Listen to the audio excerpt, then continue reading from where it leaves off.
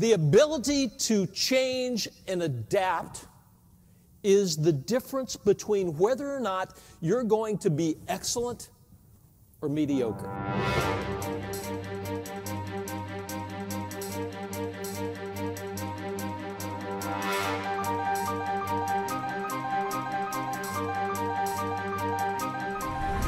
Now, when I got married, my wife said to me, "Randy, I'll never ask you to change." And I thought, cool. She then went on to say, "I do expect that you'll continually adapt."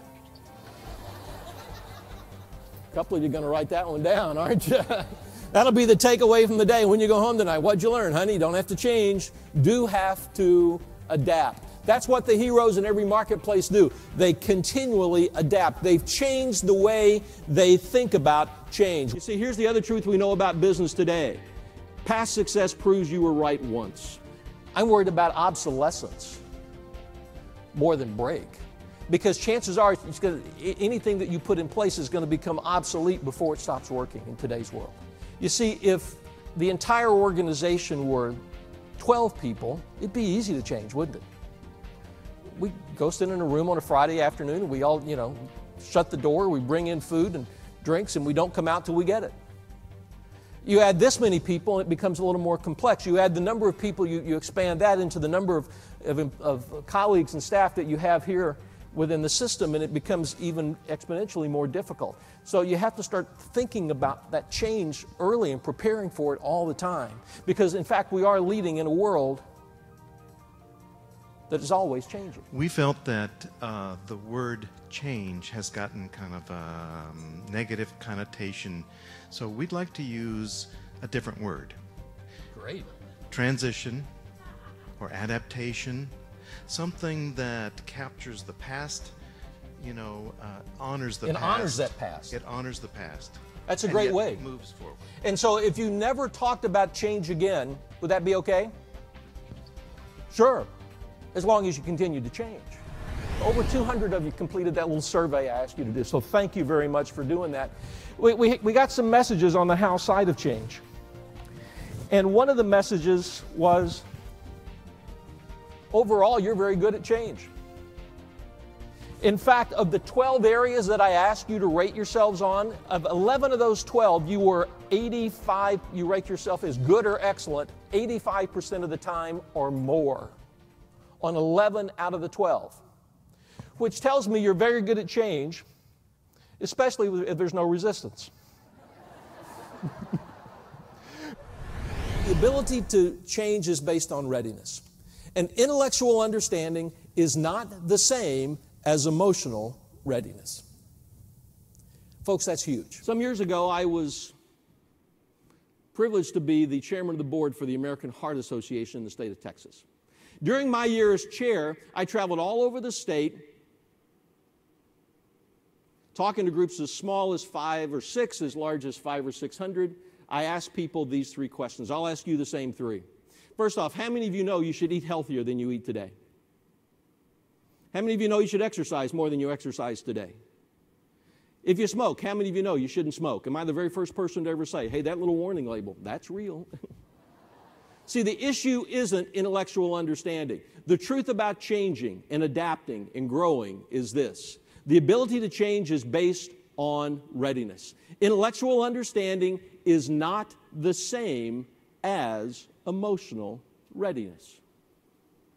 So how do we get emotionally ready? When it comes to people who are ill, they often wait till crisis. In fact, people only change for 1 or 2 reasons. 1, crisis pushes us to change. You see that all the time with people who are sick, who have heart attacks, who have some sort of physical ailment. Crisis pushes them to change.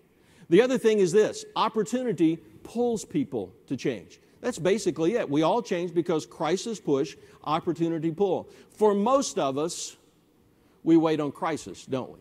The challenge is, if everything is a crisis, then nothing becomes a crisis. If everything is crisis-based, then we miss the opportunities. Is anyone here the parent of a 2-year-old? Anyone here that have a 2-year-old son or daughter? Right back where? Raise your hand. Yeah, you, sir. Son or daughter? Both? Twins?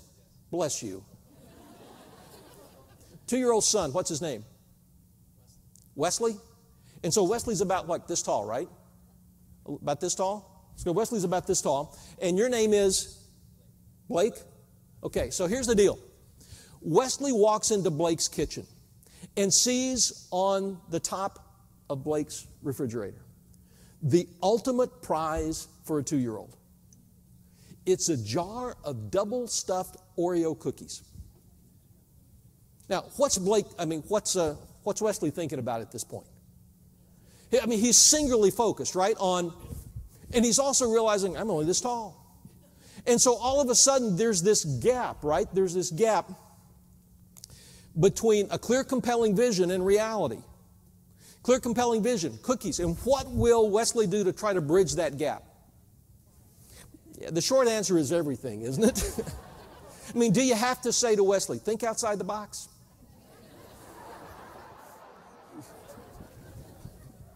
Be innovative. Try some new ideas. Maybe change your approach. No, all you have to do is go, cookies. And he gets it, doesn't he? That's what that it generates that tension of the opportunity is big enough.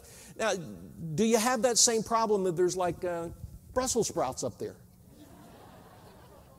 So here's the question. If we want to get people engaged, here's the question. What's on top of our refrigerator? It really sort of comes down to that, doesn't it? If it's Oreo cookies, we get it. If it's Brussels sprouts, we don't.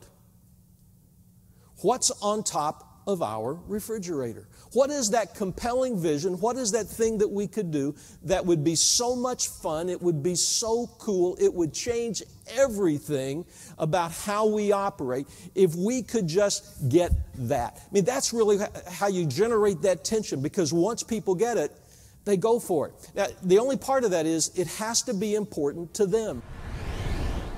I'm not your traditional speaker who only gives talks about change. About 50% of my time each year is devoted to working arm in arm with clients to help them focus, lead, and sustain change. So when I work with your group, I bring strategies that we know work from years of hands-on experience.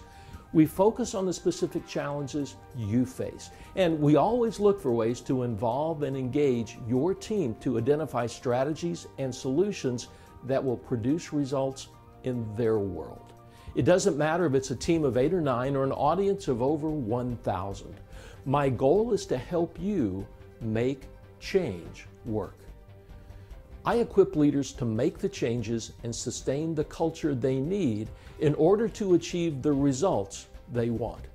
I've been doing it for over 20 years, and I do it well. You come and you hear that we're doing these changes, and it's easy for you to think, well, obviously we must be doing some things wrong because we keep doing all these changes. That's an indication that you're doing things right.